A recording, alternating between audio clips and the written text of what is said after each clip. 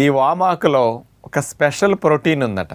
ఇది kidney stones రాకుండా ఎక్కువైన కాల్షియం ఇది ప్రోటీన్ లాక్కుని స్టోన్ ఫార్మేషన్ కాకుండా చేయడానికి కొంత ఉపయోగపడుతున్నదని ఇది ఇరాన్ వాళ్ళే ఇది కూడా చెప్పడం జరిగింది.